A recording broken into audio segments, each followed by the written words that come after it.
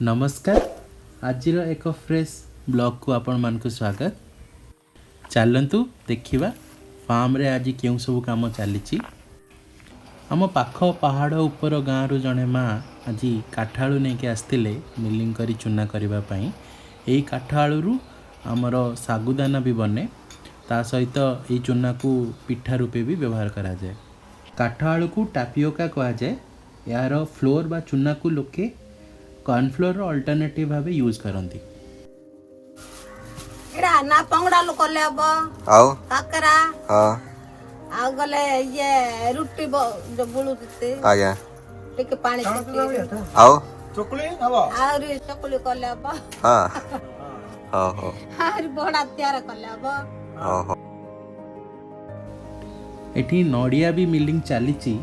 नड़ियार quality भल थिबारु तेल मध्य आपण माने देखि पारुथिबे पानी रो धार परि क्लीन आसुची। एई नड़िया तेल स्किन पाई बहुत लाभप्रद, हेयर ग्रोथ पाई मध्य नड़िया तेल बहुत उपकारी।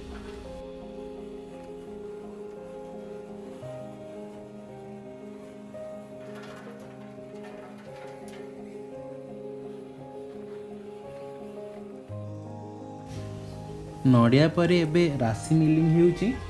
राशि तेल टिके ब्लैक कलर रो बाहरे 2-3 दिन टिके खरारे सुखई दबा परे तार खदा तले बसी जाए एवं ऊपर को क्लियर तेल उठी आसे। निजे एमिति तेल मिलिंग कर यूज कले प्योर प्राकृतिक तेल मिले।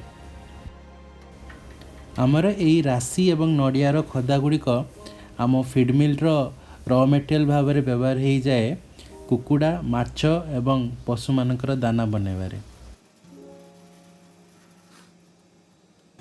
मंडो संगे बाले मंडो बस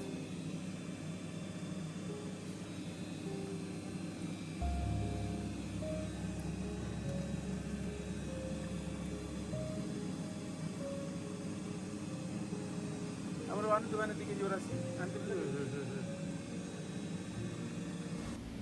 आज एतिकी देखा पुणी एक नुआ ब्लॉग रे।